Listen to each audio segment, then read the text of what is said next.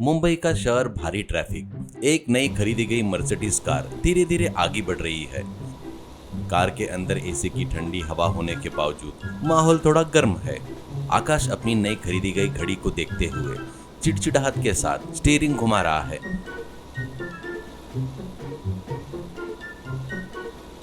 बगल की सीट पर उसकी पत्नी अनन्या अपने आईफोन में होटल का मेनू देखने में व्यस्त है। पीछे की सीट पर आकाश के माता पिता रामलाल और शांति देवी काफी असहज होकर बैठे हैं। वो राजस्थान के एक दूर दराज गांव से आए हैं। रामलाल अपनी पगड़ी ठीक करते हुए खिड़की के बाहर ऊंची इमारतों को हैरानी से देख रहे हैं। आकाश शीशे के पीछे देखते हुए, पिताजी, मैं आप लोगों को शहर के सबसे महंगे 7 star hotel the grand Amperian ले जा रहा हूँ। आपको पता है, वहाँ एक कॉफी की कीमत हमारे गांव के एक महीने के राशन के खर्च के बराबर है। अगर मैं आपको ये सब नहीं दिखाऊंगा तो आपको शहर की महानता के बारे में कैसा पता चलेगा ना, करके कहता है गर्व से।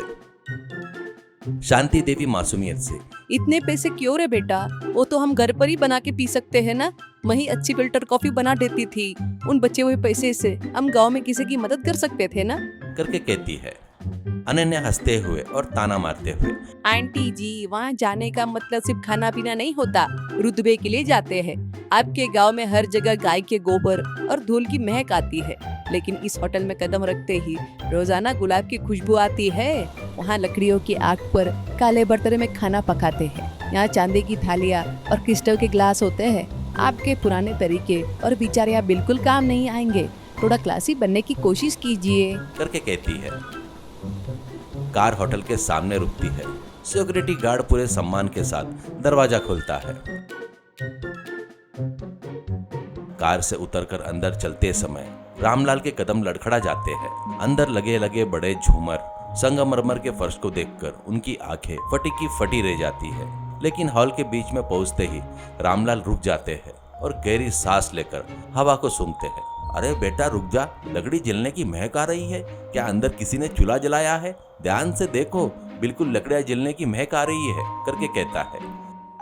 आकाश चिढ़ते हुए इधर उधर देखता है और गुस्से में, पिताजी, फिर से शुरू मत हो जाइए, कृपया चिल्लाइए मत। ये एक 7 स्टार होटल है। यहाँ सब जगह सेंट्रलाइज एसी लगे हैं। वो धुएं की महक नहीं है, वो इटालियन मसालों की खुशबू है। स्मोकी फ्लेवर का कोई परफ्यूम होगा, आपको पता नहीं, इसलिए चुपचाप अपना मुंह बंद कीजिए। ऐसी बातें करके मेरी बेइज्जती मत करवाइए। वो सभी एक शानदार टेबल के पास बैठ जाते हैं। काले सूट पहना वेटर बेहद अनुशासन के साथ इधर उधर घूम रहा है। अनन्या बहुत ही स्टाइल से मेनू कार्ड हाथ में लेती है। वेटर, हमारे लिए एक सिग्नेचर स्मोक्ड पनीर और तंदूरी रोटियां ले आइए, और इस बात का ध्यान रखिए वो बहुत ही क्लासी हो। मेरे ससुर जी को थोड़ा नया लगना चाहिए। वेटर चला जाता है। शांति देवी चिंता के साथ, आकाश, मुझे बर्तन घिसने की, लकड़ियां टूटने की आवाज सुनाई दे रही है। मुझे शक हो रहा है। ऐसे लग रहा है जैसे कोई पुराने तरीके से खाना बना रहा हो। आकाश टेबल पर हाथ जोर से मारता है। माँ, आपको भी क्या हो गया है? यह हाईटेक किचन है, रोबोट काम करते हैं, पता है क्या? आप गांव में हमेशा लकड़ी टूटने की आवाज सुनते रहती हो ना, इसलिए यहाँ भी आपको वही लग रहा है। आप गांव में रखकर हर चीज को वैसे ही सोच रही हो। यहाँ तो गैस का भी इस्तेमाल नहीं करते, सिर्फ इंडक्शन चूल्हे होते हैं, एकदम साफ और हरा भरा। यहाँ धुआं आना तो नामुमकिन है, करके कहता है। रामलाल शांत नहीं होते और दृढ़ता से, नहीं बेटा, उस धुएं की महक में मेरी जान बसी है। वो धुआं आंखों में चुभने पर जो जलन होती है ना, वो मुझे बहुत अच्छे से पता है बेटा। अगर वो महक आ रही है तो इसका मतलब अंदर पक्का कोई लकड़ी के चूल्हे पर खाना बना रहा है। मेरी नाक कभी झूठ नहीं बोलती बेटा, करके कहता है। अनन्या हंसते हुए, अंकल, आप बहुत अजीब बात कर रहे हो। क्या 7 स्टार होटल वाले लकड़ी के चूल्हों पर खाना पकाते हैं? अगर वो ऐसा करेंगे तो म्युनिसिपैलिटी वाले होटल को सीज कर देंगे। ये आपके गाँव का ढाबा नहीं है। यहाँ की एक एक मशीन की कीमत लाखों में होती है। आपकी ये लकड़ी के चूल्हे वाली थ्योरी बिल्कुल यहाँ काम नहीं आएगी, करके मजाक उड़ाती है। समय बीतता जाता है। आधा घंटा हो गया, 1 घंटा हो गया। आसपास के टेबलों में बैठे लोग बेसब्री से चिल्ला रहे हैं। आकाश के माथे पर पसीना आ रहा है। आकाश गुस्से में वेटर को बुलाते हुए, वेटर, कहाँ चले गए तुम? हम 1 घंटे से बैठे हैं। क्या तुम्हारे रोबोट सो रहे हैं या तुम हमारा ऑर्डर भूल गए हो? वेटर घबराते हुए, सर बस 5 मिनट, अंदर एक छोटा सा टेक्निकल प्रॉब्लम आ गया है। हमारे मैनेजर खुद ही वहीं रहकर सब संभाल रहे हैं, कृपया सहयोग करें। रामलाल वेटर को देखकर कहते हैं, आकाश वो देखो, उस सफेद शर्ट वाले वेटर के कपड़े पर कालिक लगी हुई है। वो पक्का चूल्हे के पास खड़ा था। हमारे गांव के मेलों में जब ऐसे बड़े बड़े चूल्हे पर खाना बनाते हैं तो बिल्कुल ऐसे ही महक आती है।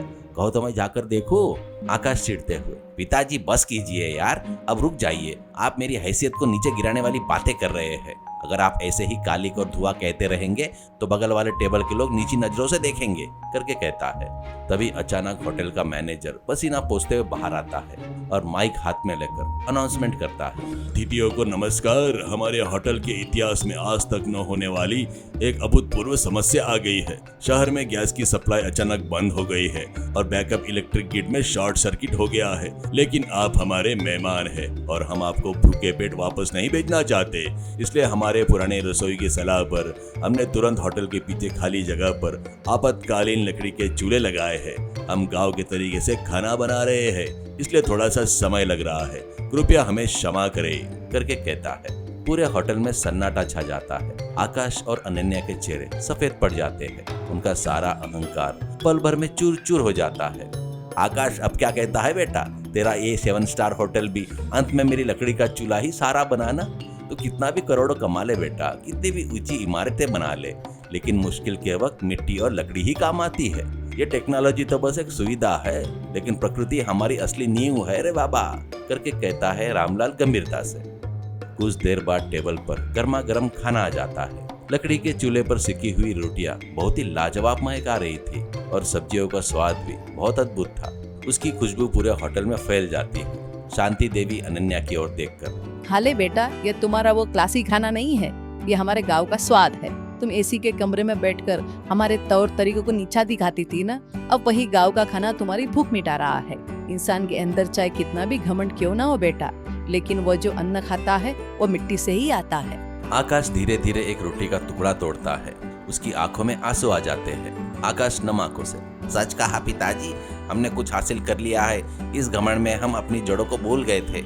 इस स्वाद के सामने कोई भी इटालियन मसाला भी कुछ नहीं काम करेगा। मुझे माफ कर दीजिए, करके कहता है। अनन्या बिना कुछ कहे शांति से सिर झुकाकर खाना खाती रहती है। उसे उस दिन चांदी के बर्तनों के बजाय लकड़ियों के चूल्हे पर बना खाने का स्वाद बहुत स्वादिष्ट लगता है। होटल के खिड़की से देखे तो बाहर काला धुआं आसमान की तरफ जा रहा था। उस धुएं में उस दिन सभी नगर वासियों को एक बड़ी सच्चाई पता चलती है।